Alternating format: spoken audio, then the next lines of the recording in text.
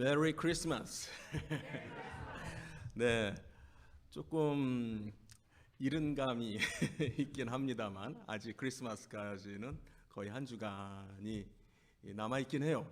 그래도 이렇게 일찍부터 크리스마스를 같이 축하하고 기뻐할 수 있는 건 더 좋은 것 같습니다. 그렇죠? 네, 요즘 와서는 정말 이 한국에서는 특히 그래요. 너무 이 크리스마스에 대한 포커스가 일부러 그러는 건지 하여튼 너무 조용하게 지나가는 경향이 있어요. 그래서 좀 늘 아쉽게 생각을 합니다. 그래서 이렇게 같이 성탄 주의를 지킬 수 있게 돼서 너무나 감사를 드립니다. 늘 크리스마스 시즌이 되면은 미국에서의 크리스마스는 늘 보면은 쇼핑 시즌인 것 같아요. 그렇죠? 몰에 가면은 정말 크리스마스 데코레이션으로 가득 차 있고 또 사람들이 쇼핑하느라고 바빠요.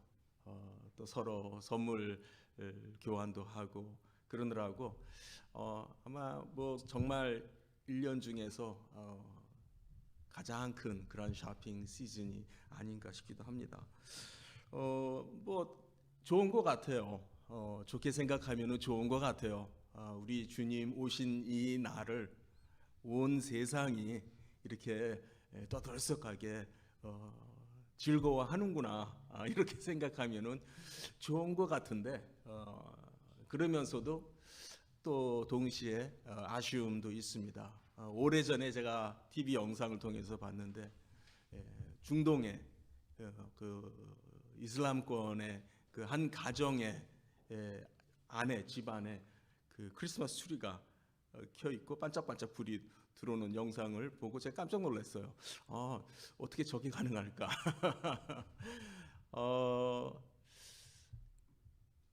이 크리스마스가 즐거운 거는 좋은데 또 그래서 우리 주님이 오신 것을 그런 이유 때문에 온 세상이 즐거워하고 축하한다라고 하는 것은 마다할 이유가 아닌데 솔직히 이것이 또 어떤 사람들에게는 방종과 또 어떠한 그 육의 어떠한 그 정력을 쫓는 그러한 죄의 시간이 되기도 한다는 거죠. 그런 의미에서 생각할 때 정말 다시 한번 우리 그리스도인들이 이 크리스마스의 의미에 대해서 다시 한번 좀 생각을 해야 될 것이라고 생각이 되어집니다. 특별히 정말 성경은 우리에게 그리스도께서 아기 예수로 인간의 몸을 입고 이 땅에 오셨다라고 하는 말씀을 해주고 있어요. 여기에서 중요한 것은 하나님의 뜻이 무엇인가 라고 하는 겁니다. 제가 지난주에도 말씀드렸던 것처럼 저는 좀 성경을 하나님의 뜻이라고 하는 관점에서 우리가 좀 읽는데 좀 더 훈련이 되어질 필요가 있다라는 생각을 해요. 늘 보면은 우리는 우리에게 적용하기에 빠르고 또 우리의 유익을 위해서 성경을 읽는 경우들이 많은 것 같아요. 그러나 무엇보다도 하나님의 뜻이 무엇인가 라고 하는 점에 있어서 이 크리스마스의 의미를 좀 같이 생각을 했으면 합니다. 제가 불과 한 일주일 채 안 된 것 같아요. 제가 이제 그 개인적으로 새벽 예배 시간이나 또는 다른 예배 시간에 자주 들어가서 같이 참여하는 교회가 있어요. 제 제자 제가 가르쳤던 제자 교회인데 제가 특별히 이 목사님에 대해서 특별하게 관심을 갖는 것은 학생 때부터 신대원에서 공부할 때부터 상당히 좀 남달랐어요. 공부도 참 잘했어요. 그래가지고 전체 수석을 하는 아주 공부도 잘하는 그런 학생이었어요. 그러면서도 저와 같이 어떤 일도 했냐면 교회 개척을 위한 그런 모임의 또 회장 역할도 했어요. 이 친구의 장기가 뭐냐면 전도예요. 그러니까 전도의 정말 그 달인이에요. 전도를 참 잘하고, 그러니까 또 기도도 엄청 많이 하는, 또 학교 안에서 신학생들이 이제 채플이 끝나면은 이제 다 이제 채플실에서 나가거든요. 그때 이제 사람들을 모아서 같이 기도하는 이제 그러한 정말 굉장히 깨어 있는 그런 학생이었는데 어느 날 저한테 와서 교수님 유학을 가고 싶은데 어떻게 했으면 좋겠습니까? 그래요. 유학을 가고 싶대요. 그래서 제가 그랬어요. 너 유학 가지 말고 교회 개척해라. 유학 가지 말고 전체 수석하고 공부 잘하는 학생이에요. 지금도 설교를 하는 거 보면은 정말 공부를 잘했던 티가 막 나요. 예. 그런데 개척을 하라 그랬어요. 그래가지고 졸업하고선 어느 교회 가서 부목사 경험을 몇 년 하고 사실 그것도 원래는 3년만 하고 나와서 개척한다 그러는데 그 교회가 이 목사님이 너무 잘하니까 내보내 주지를 않는 거예요. 예, 그래가지고 어쨌든 나와서 지금 개척을 했습니다. 이 코로나 기간을 끼고 개척을 했어요. 개척한 지 한 4년 정도 됐습니다. 그러니까 한 2년 정도 만에 코로나 시즌을 맞았거든요. 근데 지금 얼마 정도 모이냐면은 작년에 한 200~300명 모여요. 예. 그리고 어린아이들, 청소년들이 굉장히 많아요. 작년만큼 많아요. 예. 그래가지고 정말 열심히 있게 설교를 하고 정말 말씀을 잘 가르치는 그런 열정 있는 젊은 목회자입니다. 제가 이 목사님이 설교하는 것을 제가 참 즐겁게 들으면서 또 은혜도 받으면서 같이 공부도 하고 그러는데 어느 날 깜짝 놀라는 얘기를 했어요. 굉장히 이 목사님이 40대 후반밖에 안 된 젊은 목사님입니다만은 굉장히 영적으로 깨어 있어요. 제가 볼 때 참 귀한 분이에요. 그런데 뭐라고 그러냐면은 오늘날 기독교가 하나님이 없는 기독교가 돼가고 있습니다. 그러는 거예요. 사실 제가 고민하고 있는 바예요. 오늘날 기독교가 하나님이 없는 교회가 되어가고 있고 하나님이 없는 기독교가 되어가고 있다라고 하는 거에 대해서 내심 굉장히 고민하고 있는 주제인데 이 목사님이 김구현 목사님이라고 그러고 생명 넘치는 교회예요. 혹시 여러분 유튜브에 설교 많이 올라와 있으니까 한번 찾아보세요. 원하시면 김구현. 그 얘기를 듣고 저도 깊이 공감을 하면서 그랬던 적이 있어요. 오늘 설교 제목이 임마누엘이에요. 임마누엘. 임마누엘 하면은 너무나도 우리가 익숙하고 친숙한 그러한 사실은 히브리어거든요. 히브리어로 하나님이 우리와 함께 하시다. 이제 이런 뜻이잖아요. 바로 이 임마누엘이라고 하는 이름이 오늘 우리가 성경에서 보는 것처럼 예수 그리스도가 우리에게 오시는 그 사건을 두고 그의 이름이 임마누엘이다라고 얘기를 하는 거예요. 물론 예수의 어떠한 그 인간 예수로서의 이름은 예수고 아버지가 지어준 이름이라고 할까요? 주는 예수라는 이름을 지어주고 또 우리가 메시아 그리스도라고 하는 또 그런 이름도 우리가 사용을 합니다.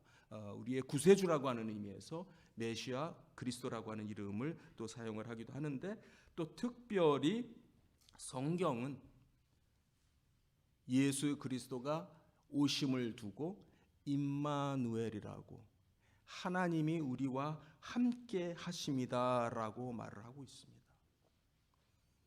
저는 이번 크리스마스를 우리가 또 축하하고 또 같이 기뻐하면서 특별히 우리 그리스도인들이 회복해야 될 것이 바로 이것이라고 생각해요. 과연 매번 우리가 크리스마스를 지냅니다.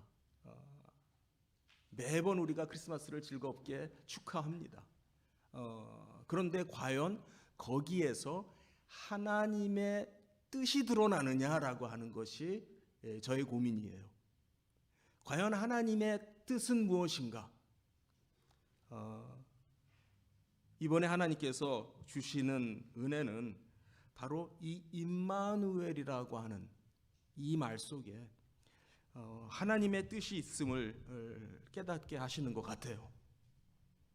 성경을 보게 되면은 정말 처음부터 하나님은 우리에게 내가 너희와 함께 할 것이다.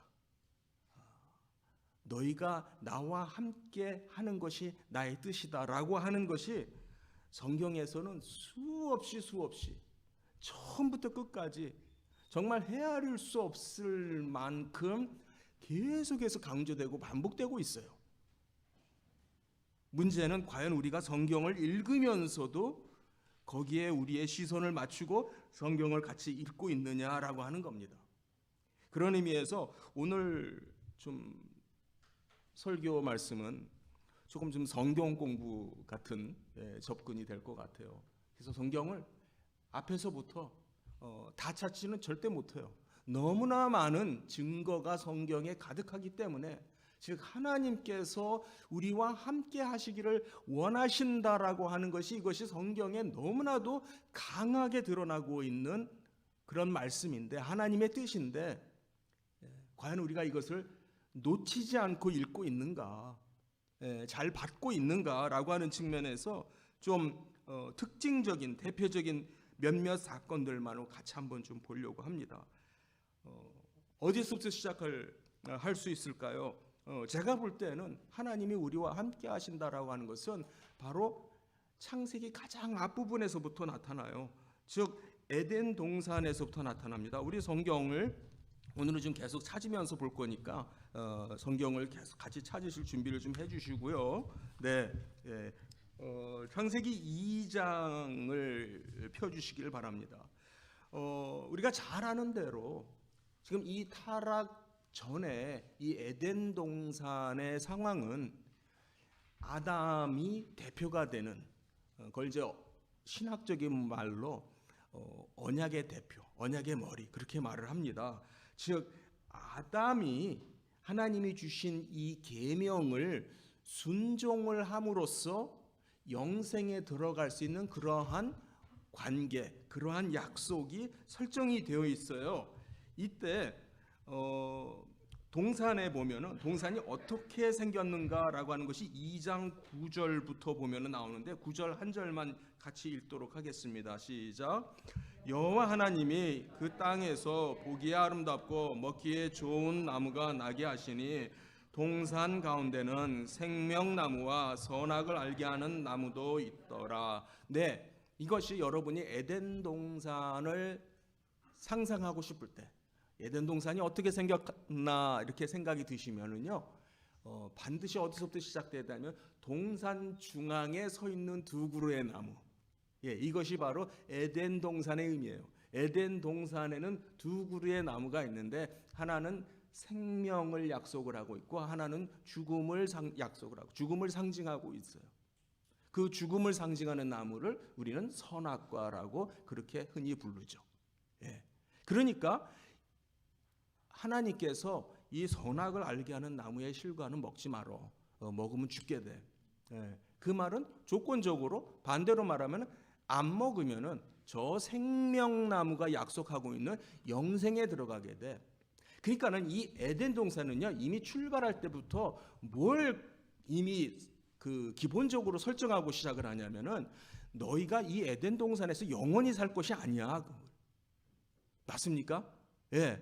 에덴 동산이 아담과 그 아담의 후손들이 계속 거기에서 내쳐 살 곳이 아니라는 거예요. 그럼 어디예요? 영생이 있다는 것이죠.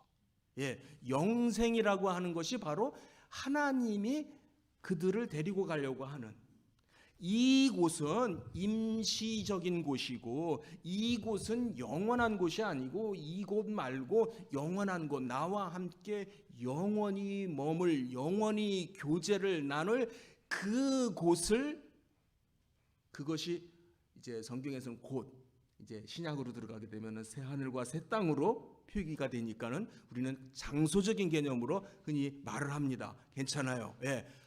또는 그 하나님과 교통을 나누는, 교제를 나누는 그 자체, 그 펠로우십 안으로 들어가는 그 자체, 그것을 약속을 하고 있는 거예요. 그게 에덴 동산이다라고 하는 겁니다.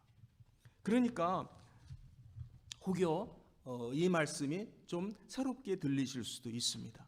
그러시다면 더욱 좋아요. 여러분이 성경을 읽으실 때 많은 사람들이 지금도 어떤 얘기를 하냐면 아담과 하와가 에덴 동산에서 그냥 살게끔 되었는데 갑자기 돌발적인 상황이 발생했다는 거예요. 예, 갑자기 아담과 하와가 하나님의 뜻에 맞지 않게 죄를 짐으로 말미암아 일이 망가져졌다는 거예요. 에덴 동산을 그래서 잃어버렸다는 거예요. 네, 그 말도 성경대로 지금 설명하고 있는 것은 맞아요. 그런데 사실은 정확하게 성경을 읽고 있는 것은 아니에요.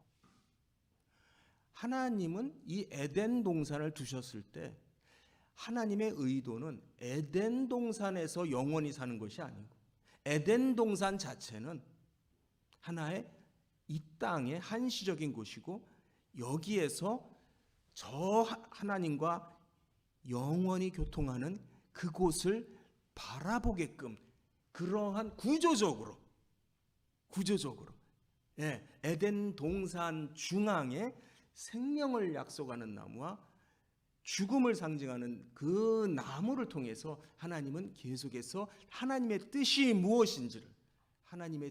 무엇인지를 계속해서 보여주고 있었던 것이고, 물론 조금 더 어려운 얘기를 덧붙이면은 그것은 궁극적으로 인간 아담이 아닌 하나님이신 아담이 또 오셔서 우리에게 그 길을 가도록 열어주는 그 역사를 하나님께서는 계획하고 계셨다라고 하는 것이 하나님의 뜻이죠.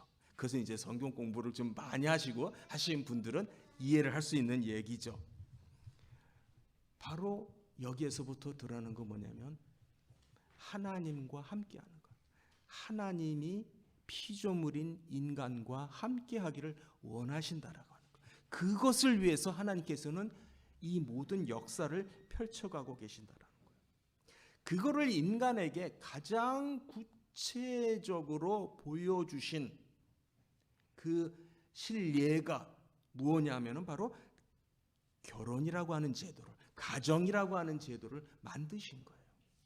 하나님께서는 남자와 여자를 만드셨어요.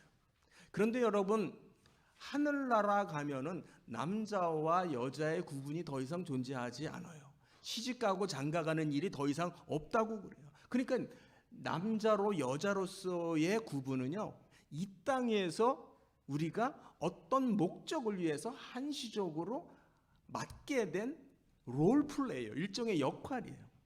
예, 이것을 통해서 하나님께서는 우리에게 뭘 가르쳐 주시냐면은 남자와 여자가 합하여 한 몸이 되어지는 그 역사를 가르쳐 주시는 거예요. 그걸 통해서 함께 되는 것, 하나가 되는 것, 함께 한다 하는 의미가, 하나님이 우리와 더불어 함께 하시기를 원하신다라고 하는 것을 우리가 어디서부터 배울 수 있을까요? 남자와 여자가 한 몸이 되는 것. 그래서 예수님은 이렇게까지도 말씀하셨죠. 하나님께서 짝지어준 것을, 하나님께서 합하신 것을 절대 사람이 나눌 수 없다라고 하는 것이 하나님의 뜻이다라고 하는 거예요. 그러니까 결혼이라고 하는 것은 무엇이냐면은 바로 그렇게 남편과 아내가, 남자와 여자가 연합하여 하나가 되는 것을 유지해내는 것이 이 땅 위에서 인간인 우리가 해야 될 사명인 거예요. 그러니까 안 맞는다고 헤어지고 뭐 이래저래서 갈라지는 것이 능사가 되어버린 오늘 이 현실 속에서 굉장히 지금 제가 드리는 이 말씀 자체가 설득력이 별로 없다고 생각을 해요. 그러나 하나님의 영원하신 뜻은 무엇이냐면은 하나님은 함께하는 걸 원하는 거예요. 당신과 함께하는 걸 원하고, 그래서 인간이 그 함께하는 것이 무엇인지 배우게 한 게 바로 결혼 가정이죠. 결코 쉽게 되어지는 것이 아니라고 하는 것을 인간이 배우는 거예요. 그 다음에 우리 창세기 5장 24절 가서 한번 같이 읽을까요? 우리가 참 어려서부터 재밌게 생각하고 들었던 그런 말씀의 내용인데요.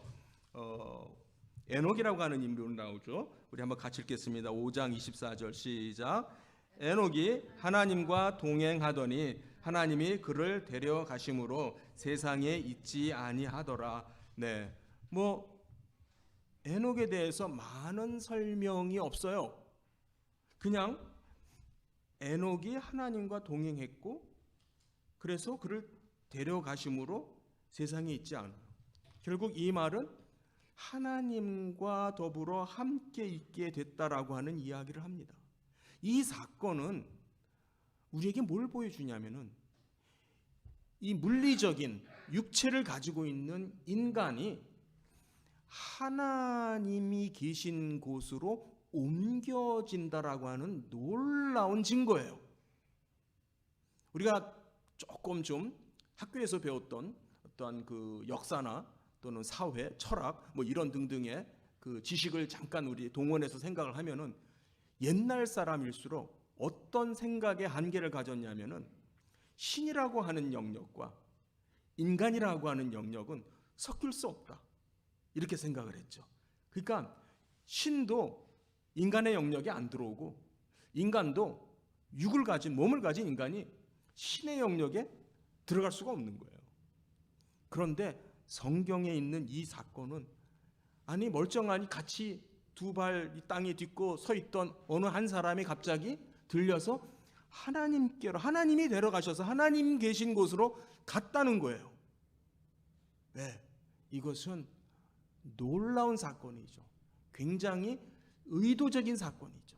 굉장히 뭔가 하나님께서 우리에게 말씀하시는 바가 분명히 있는 사건이죠. 하나님의 뜻이 분명히 그 가운데 있다라는 거예요. 하나님은 우리를 데리고 가셔서 심지어는 육의 상태 그대로라도 하나님과 더불어 함께 할 수 있다라고 하는 것을 보여주는 사건이에요. 그 다음에 좀 더 내려가서 보면은요, 아브라함이 나와요. 그렇죠? 우리 아브라함 사건을 우리 창세기 17장 15에 있는 내용을 가지고 잠깐 보면은요, 우리 창세기 17장 4절부터 8절까지 한번 같이 읽겠습니다. 시작. 보라 내 4절 17장 4절. 보라 내 언약이 너와 함께 있으니 너는 여러 민족의 아버지가 될지라. 이제 후로는 내 이름을 아브라함이라 하지 아니하고 아브라함이라 하리니 이는 내가 너를 여러 민족의 아버지가 되게 함이니라. 내가 너로 심히 번성하게 하리니 내가 네게서 민족들이 나게 하며 왕들이 네게로부터 나오리라. 내가 내 언약을 나와 너 및 내 대대 후손 사이에 세워서 영원한 언약을 삼고 너와 내 후손의 하나님이 되리라. 내가 너와 내 후손에게 내게 거류하는 이 땅 곧 가나안 온 땅을 주어 영원한 기업이 되게 하고 나는 그들의 하나님이 되리라. 네, 바로 여기에서 하나님께서는 그 유명하다고 말하기가 좀 그런데 너무나도 중요한 그 언약의 약속을 말씀하시죠. 나는 너희의 하나님이 될 것이고 너희는 내 백성이 될 거야. 이게 뭡니까? 이게 바로 함께하는, 나는 늘 너희와 함께할 것이고 너희는 늘 나와 함께하는 그런 관계가 될 거야 라고 하는 그 소위 구약의 그 역사가 여기서부터 시작이 되어지는 거예요. 하나님께서 이스라엘이라고 하는 나라를 세우시고 그 나라를 통해서 이루시는 그 모든 역사의 목적이 무엇이냐? 하나님의 뜻이 무엇이냐? 하나님은 우리와 함께 하시길 원하신다라는 거예요. 하나님은 우리와 함께 하신다라는 거예요. 그걸 위해서 하나님께서 일하시겠다라는 거예요. 그러니까 우리가 봐야 되는 건 뭐냐면 과연 하나님은 어떻게 그 일을 이루어내시는가? 하나님은 과연 어떻게 해서 우리와 여기에서 우리는 참 보잘것없는 우리예요. 참 연약한 우리예요. 참 죄 많은 우리예요. 부단히도 하나님을 배반하는 우리예요. 그렇죠? 정말 이스라엘을 보면은 정말 어떤 큰 사건이 지나면 그냥 또 돌아서서는 하나님을 원망하고 또 금세 또 다른 이방신을 또 쫓아가고 그들만 그럴까요? 결코 우리도 다르지 않다고 생각이 되어져요. 과연 그러한 인간들을 하나님께서는 도대체 어떤 집념으로, 어떤 마음으로 내가 너희들과 함께 할 것이다. 내가 너희들과 함께 할 것이다. 너희들이 나의 백성이다. 나는 너의 하나님이다. 하나님이 이 일을 이루시고 계시다라고 하는 거죠. 그 일을 위해서 이제 구약의 대표적인 인물 모세를 부릅니다. 모세를 세우죠. 우리 출애굽기로 가겠습니다. 출애굽기 3장 12절 보시게 되면은요, 제가 읽어드릴게요. 참 모세는 그동안 40년 동안 그냥 아무도 없는 그 광야에서 양을 쳐서 그런지 사람이 이제는 굉장히 어눌한 사람이 된 것 같아요. 언변도 많이 줄어든 것 같고 옛날에 애굽에서 교육받고 왕자로 컸었던 그런 모습이 아니라 지금은 그런 모습 다 없어지고 정말 보잘것없는 그런 모습이 된 것 같아요. 그래서 자기는 말도 잘 못하고 그런 사람이라고 해서 기어이 안 가려고 애를 씁니다. 그때 12절 우리 준비됐으면 한번 같이 읽을까요? 출애굽기서 3장 12절 시작. 하나님이 이르시되 내가 반드시 너와 함께 있으리라. 내가 그 백성을 애굽에서 인도하여 낸 후에 너희가 이 산에서 하나님을 섬기리니 이것이 내가 너를 보낸 증거니라. 예, 내가 반드시 너와 함께한다. 이것이 그 정말 자신 없어 하고 또 어떻게 보면은 귀찮아하기도 하는 것 같아요. 정말 그럴 의지가 별로 없는 모세를 향해서 하나님께서 주시는 어떤 보루, 어떤 최후의 약속, 최후의 어떤 그 힘이 되는 말이 뭐냐면 내가 너랑 함께 할 거야. 믿으십니까? 하나님께서 내가 너한테 100만 불을 줄 테니까 이거 해봐. 이게 아니고 100만 불 줄 테니까 이거 해봐. 이게 아니고 내가 너와 함께 하니까 가서 해. 하나님이 하시는 말씀은요 그거예요. 그거보다 사실 필요한 게 없고 그거보다 좋은 약속이 없고 그거보다 더 힘센 약속이 없죠. 내가 너와 함께 할 거야. 이게 재밌게도 그 다음 지도자 여호수아에서 또 나타납니다. 우리 여호수아 1장으로 가서 한번 보면은요, 여호수아 1장 그 5절에 보면은 여호수아를 세우면서 같이 읽겠습니다. 시작. 내 평생에 너를 능히 대적할 자가 없으리니 내가 모세와 함께 있었던 것 같이 너와 함께 있을 것임이니라. 내가 너를 떠나지 아니하며 버리지 아니하리니. 누구와 같이? 모세와 함께 있었던 것처럼, 모세처럼. 그래서 사실 여기에서요 구약 역사에 있어서 모세 이후의 모든 역사의 어떤 기준점이 되는 모세예요. 모세에게 주신 율법이 그 다음 오고 오는 세대들이 지켜야 되는 그런 그 하나님의 말씀이 됩니다. 그런데 여기에서도 여호수아에게 뭐라고 해야? 네가 이제까지 봤잖아. 뭘 봤어요? 내가 어떻게 모세와 함께 해 왔는지 봤잖아. 그것처럼 내가 너와 함께 할 거야. 그리고 9절 같이 읽습니다. 9절 시작. 내가 내게 명령한 것이 아니냐. 강하고 담대하라. 두려워하지 말며 놀라지 말라. 내가 어디로 가든지 내 하나님 여호와가 너와 함께 하느니라 하시니라. 강하고 담대하라. 어딜 가든지, 여기서 어디를 가든지는 장소만이 아니죠. 무슨 일을 닥치든지, 너에게 어떤 역경이 몰아치든지, 어떤 환난과 고통 가운데 처하든지 두려워하지 말라, 떨지 말라, 강하고 담대하라. 왜? 내가 있으니까. 내가 너랑 함께 할 거야. 이제까지 쭉 봐왔잖아. 어떻게 모세와 쭉 같이 지난 40년을 쭉 같이 한 거 봤잖아. 그렇죠? 우리 사실 우리의 부족한 인생의 경험 속에서도 하나님께서 늘 정말 시시적절하게 우리와 함께 계셨는지, 함께 해 오셨는지 우리 너무나 잘 압니다. 그러니까 사랑하는 성도님들, 그걸 기억하시기 바라요. 두려워하거나 떨지 마시기 바랍니다. 강하고 담대하시기 바라요. 하나님께서 우리와 함께 하신다라는 겁니다. 네.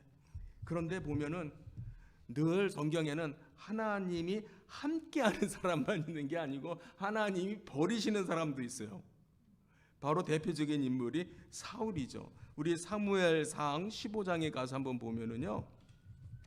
사무엘상 15장에 가서 보게 되면 이제 사무엘이 사울을 왕으로 세웠습니다. 그리고 15장에 보면 이제 아멜렉을 가서 쳐라. 하나님께서 이렇게 명령을 하죠. 네가 왕이니까 가서 아멜렉을 가서 쳐. 아멜렉 나쁜 사람들이니까 가서 치는데 3절에 보면은 그들의 모든 소유를 남기지 말고 진멸하라고 그랬습니다. 진멸하고 남녀와 소아와 젖먹는 아이까지, 그리고 우양과 낙태와 나귀를 죽이라고 했어요. 다 전멸하라고 그랬어요. 근데 결과는 어떻게 됐습니까? 사울이 그렇게 안 하죠. 좋은 것들이라고 하면서 하나님께 제사 드릴 것으로 남겼다 그럽니다. 그리고 아말렉 왕 아각도 죽이지 않고 사로잡아 옵니다. 거기에 대해서 하나님께서 이제 사울을 버리시기로 합니다. 우리가 잘 아는 대로 사무엘이 그렇게 변명하는 사울에 대해서 순종이 제사보다 낫고 듣는 것이 수양의 기름보다 낫다라고 하면서 34절 35절에 보면은 어떻게 스토리가 끝나냐면은 사무엘은 라마로 가고 사울은 기브와 자기 집으로 돌아갔다라고 기록이 되어 있어요. 그리고 사무엘은 죽는 날까지 다시 사울을 보지 않게 됩니다. 이것은 그냥 어떤 단순한 행동, 그들이 뭘 어떻게 했는지에 대한 행동에 대한 기록처럼 보이지만 상당히 상징적인 의미가 있어요. 하나님의 종이 사울로부터 떠나서 더 이상 사울을 보지 않았다라고 하는 것은 그 자체가 상징적으로 하나님께서 그를 떠나셨고 버리셨다라고 하는 거예요. 사울이 어떤 사람이 되어버렸냐면요, 그 위에 보면은 사무엘이 32절에 보면은 사무엘이 아각을 데려오라고 그러죠. 안 죽고 내버려 뒀어요. 그러니까 아각이 이제 불려오면서 뭐라고 생각을 하냐면, 아각이 즐거이 오며 이르되 진실로 사망의 괴로움이 지나갔구나, 이렇게 생각을 합니다. 이 적장도, 적국의 왕도 사울의 상태가 어떤지 느끼고 있는 거예요. 두 사람 사이에, 사울과 아각 사이에 어떠한 교감이 있었는지는 우리는 알 수 없지만 아마 분위기는 느낄 거예요. 사울이 나를 죽이지는 않을 거다. 그러니까 지금 불려나가니까 그래, 내가 이제 드디어 살 길이 생겼나 보다. 이런 모든 시그널을, 쉽게 말하면 이런 메시지를 결국 누가 줬느냐? 사울이 하나님의 말씀을 지키지 않음으로써, 하나님의 말씀과 법도에서 떠남으로써 자기식으로 해석을 해서 다 진멸하라고 했는데 그걸 자기식으로 합리화해서 좋은 곳 남겨놓고, 결국 그게 뭐냐면 우리 믿는 사람들이, 하나님의 사람들이 결국 어떻게 사느냐가요, 결국 이 세상에 주는 메시지라고 생각이 되어져요. 오늘날 크리스마스가 이렇게 정말 성대하게 즐거운, 1년 중 가장 즐거운 시즌이다. best season of the year 뭐 이렇게 말하는 거 다 좋아요. 당연히 그렇죠. 그런데 거기에 하나님은 없는 거죠. 예수 그리스도는 없는 거죠. 상당히 많은 부분이 우리 그리스도인들이 이 크리스마스를 어떻게 지키고 있는가, 어떻게 정말 축하하고 있는가, 여기에서 우리가 정말로 하나님을 높이고 하나님 중심으로 회복되어지는가 라고 하는 데에서부터 아마 좀 문제가 있지 않는가 생각이 되어지는 겁니다. 반면에 다윗은 어떤 사람이냐면요, 18장으로 건너가서 보시면은 몇 장 넘기시면은 사무엘상 18장 14절에 이렇게 나옵니다. 같이 읽겠습니다. 다윗이 그의 모든 일을 지혜롭게 행하시니 여호와께서 그와 함께 계시니라. 여기에 보면은 다윗이 그 모든 일을 지혜롭게 행했다라고 말합니다. 그리고 그 다음 절에도 보면 사울이 다윗이 그렇게 지혜롭게 행하는 걸 보고 놀랍니다. 이 의미가 뭐냐면 하나님이 함께 하시는지인 거예요. ESV 성경은 이걸 어떻게 번역을 했냐면 번역 자체는 놀랍게도 한글 성경이 그 히브리어 원문에 더 충실해요. 그런데 그 ESV 성경은 약간 이걸 좀 의미를 이해할 수 있게 바꿔서 어떻게 했냐면은 모든 일에 success. David had success in all he's doing. 하는 모든 일에서 성공을 거두었다, 잘했다 이렇게 번역을 했습니다. 뭐 의미는 맞아요. 같은 의미라고 보여집니다. 차이는 어디냐면은 하나님이 그와 함께하기 때문에. 하나님이 같이 하는 다윗은 결코 다윗이 그럴 자격이 있는 사람이 아니죠. 다윗은 간음죄를 범한 사람이고 살인죄를 범한 사람, 굉장히 요즘식으로 말하면 죄의 질이 나쁜 살인죄를 범한 사람이에요. 계산해서 어떻게 보면 cold-blooded murder를 한 사람이에요. 그렇죠? 그런 다윗조차도 하나님께서 당신의 목적을 위해서 그를 돌이키시고 그가 회개하게 하고 하나님이 그와 함께 하실 때 모든 것이 지혜롭게 할 수 있어요. 성공을 거둘 수 있었다라고 얘기를 합니다.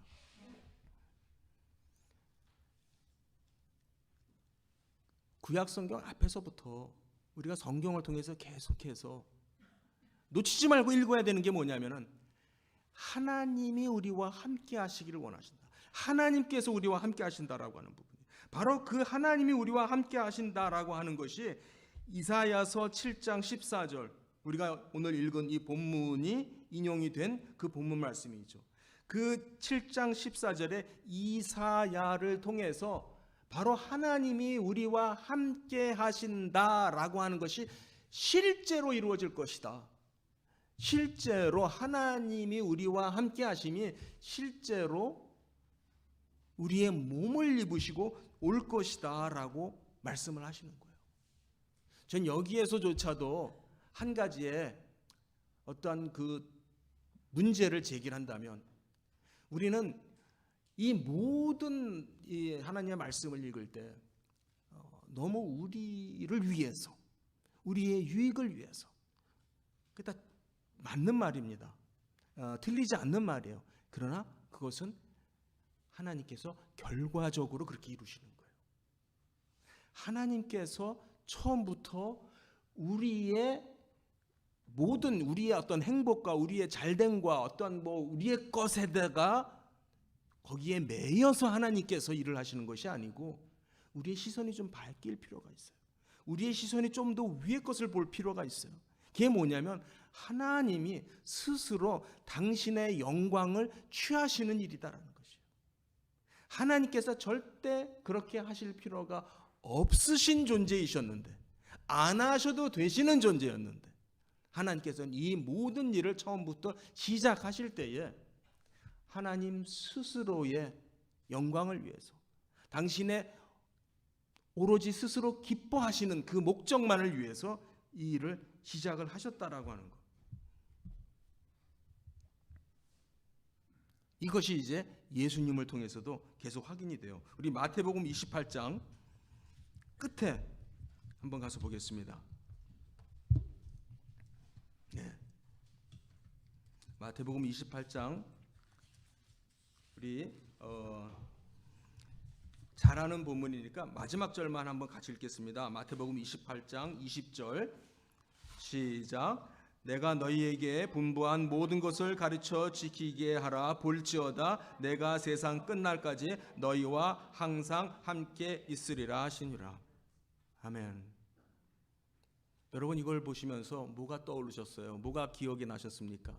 마태복음이 어떻게 시작이 됐었는지, 예수님의 탄생의 그 족보와 그 사건, 출생의 그 탄생의 사건을 기록하는 것으로서 마태복음이 시작됐습니다. 그때 예수가 태어날 것을 요셉에게 그 아이의 이름을 예수라 하라라고 말하면서 임마누엘이라고, 그분이 임마누엘이라는 이야기를 한 겁니다. 하나님이 우리와 함께 하신다라고 하는 그 자체가 임마누엘이 왔다라는 거예요. God with us가 우리에게 왔다. 그런데 마태복음이 어떻게 끝납니까? 마태복음의 맨 마지막 말씀이 뭡니까? 보세요. Behold, 보세요. 내가 세상 끝날까지 너희와 항상 있을 겁니다 라는 얘기를 합니다. 그 약속대로 예수님은 당신이 떠나시더라도 누구를 보내주겠다고 약속을 했어요? 보혜사 성령을 보내주겠다라고 합니다. 요한복음 14장 16절의 말씀이죠. 요한복음 14장 16절 한번 찾아볼까요? 요한복음 14장 16절 14장에 가서는 예수님께서 제자들에게 내가 이제 돌아가서 너희를 위하여 거처를 예비하겠다 이렇게 떠나간다는 얘기를 하니까 제자들이 걱정에 사로잡힌 것 같습니다. 그때 예수님께서 위로의 말씀을 하시는 것 같아요. 16절 같이 읽습니다. 시작. 내가 아버지께 구하겠으니 그가 또 다른 보혜사를 너희에게 주사 영원토록 너희와 함께 있게 하리라. 내가 너희와 함께 있겠다라고 하는 약속을 어떻게 지키시냐면은 성령을 보내서 내가 너희와 항상 함께 있을 것이야.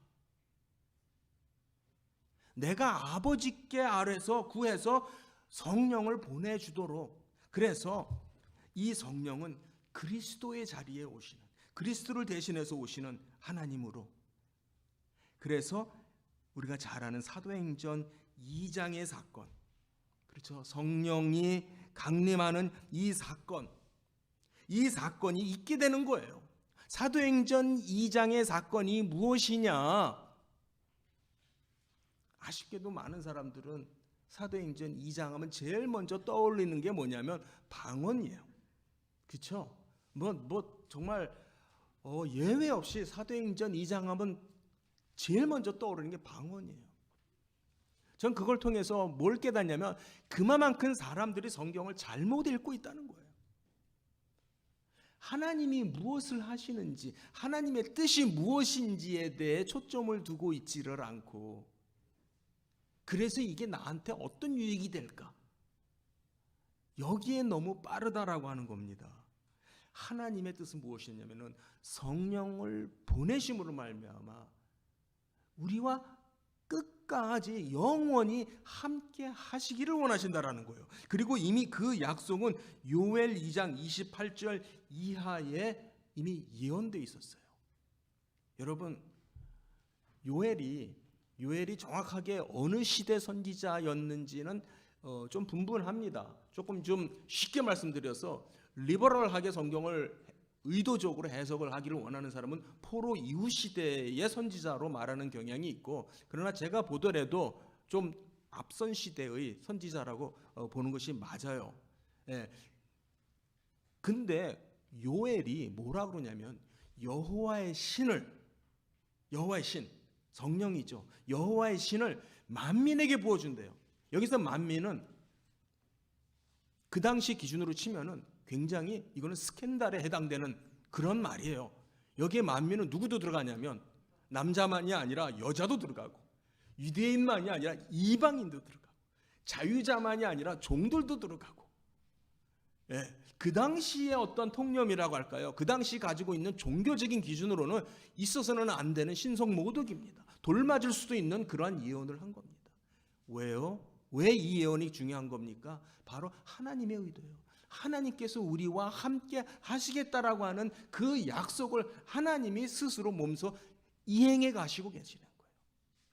이미 이 뜻은 그보다 훨씬 전에 모세 때 모세를 통해서 드러난 바가 있어요. 우리 민수기 11장 한번 볼까요? 좀 다시 앞으로 가서 민수기 11장을 보면은요, Numbers, 예. 예. 민수기 11장 29절을 제가 읽어드리겠습니다. 거기 이제 사람들이 이제 그 장막이라고 할까요? 그 이제 모여서 이제 예언을 하는데, 그 엘닷과 메닷이라는 사람은 이제 안 나오고 자기 캠프에서 자기 있는 데에서 예언하는 일이 이제 발생을 해서 그걸 가지고 이제 사람들이 놀라면서 이제 여호수아가 이걸 말려야 되지 않느냐, 이렇게 모세에게 그렇게 얘기를 하는 거죠. 그러니까 모세가 29절에 뭐라고 하냐면은, 모세가 그에게 이르되 네가 나를 두고 시기하느냐, 여호와께서 그의 영을 그의 모든 백성에게 주사 다 선지자가 되게 하시기를 원하노라. 네, 이미 모세 때 모세가 뭐라 하냐면 여호와의 신이 모든 사람에게 부어지는 것이 그게 더 하나님의 뜻이다. 즉 여기에서 선지자라는 표현을 썼습니다. 선지자. 즉 선지자라고 하는 것은 그냥 단순하게 예언을 하는 그런 선지자라고 생각하시면 안 되고, 하나님의 지식으로 충만한, 하나님의 지식이 그득한, 그러니까 즉 여호와의 신이 모든 사람에게 임해서 모든 사람들이 하나님을 아는 지식에 충만하게 되는, 즉 하나님이 우리와 함께하는 그 사실 자체가 사실은 가장 귀한 거다. 이미 이 사실이 요엘보다도 훨씬 이전에 모세 입에서도 이미 있었던 말이라는 거예요. 마지막 한 군데만 더 찾겠습니다. 결국 그러면 하늘나라 천국이라는 곳은 어떤 곳이냐? 계시록 21장, 우리 성경 뒤에 계시록 21장으로 가서 보겠습니다. 계시록 21장 보면은 3절 말씀 같이 읽겠습니다. 시작. 내가 들으니 보좌에서 큰 음성이 나서 이르되 보라, 하나님의 장막이 사람들과 함께 있음에 하나님이 그들과 함께 계시리니 그들은 하나님의 백성이 되고 하나님은 친히 그들과 함께 계신소. 예, 이게 바로 하늘나라예요. 할렐루야. 이게 하늘나라예요. 예, 하늘나라 간다는 게 뭐냐? 하나님께서 기어이 기필코 우리와 함께 계시고 우리가 하나님과 함께 있도록 하는 이 일을 드디어 이루신, 그것이 하늘나라라는 겁니다. 할렐루야. 이걸 우리가 읽어야 되는 거예요. 성경 시작에서부터 끝까지 우리가 지금 몇 개의 샘플링만 본 거죠.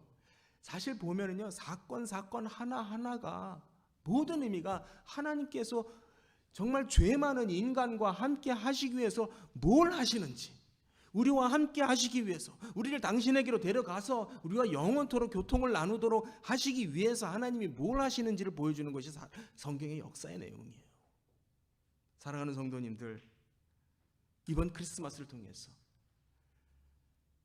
다른 말도 아니고 주님이 탄생하심을 두고 임마누엘이라고, 그 이름을 임마누엘이라고 하리라라고 하셨습니다.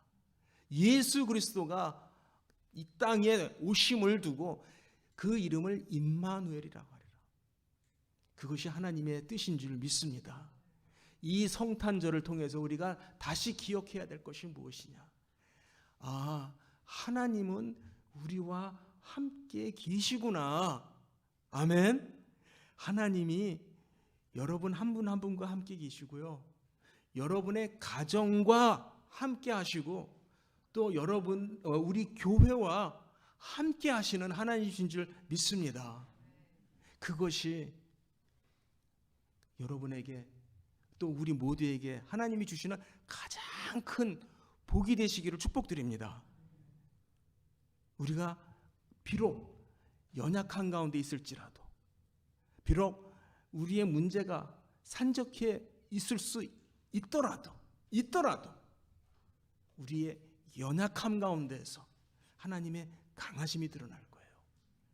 하나님의 뜻은 바로 우리의 연약함 속에서도, 우리의 약함 속에서도 하나님이 우리와 함께 하신다라는 것을 알기를 원하는 것이 하나님의 뜻이라는 것입니다. 그게 하나님의 뜻이라는 거예요. 바로 그 소식이, 그 내용이 여러분에게 큰 위로가 되시고 또 큰 복이 되는 선물이 되시는 은혜가 되시기를 축복드립니다. 기도하겠습니다. 하나님 아버지, 올해도 우리가 성탄절을 맞이하며 또 기뻐하는 마음으로 하나님께 예배를 드리게 하시니 감사를 드립니다. 특별히 올해에는 하나님께서 임마누엘이라는 그 의미를 생각할 수 있게 하셨사오니 감사를 드립니다. 성령께서 우리에게 필요한 말씀으로 주신 줄 믿습니다. 하나님, 임마누엘의 하나님, 정말 임마누엘이 어느 것보다도 세상의 무엇과도 비교할 수 없는 가장 큰 복임을 알게 하시니 감사를 드립니다. 하나님, 우리의 연약함 가운데서도 하나님의 강함이 드러나게 하시옵시고 내 입으로 정말 임마누엘의 하나님을 찬양하는 복된 삶이 되게 하여 주시옵소서. 감사하며 예수님 이름으로 기도합니다. 아멘.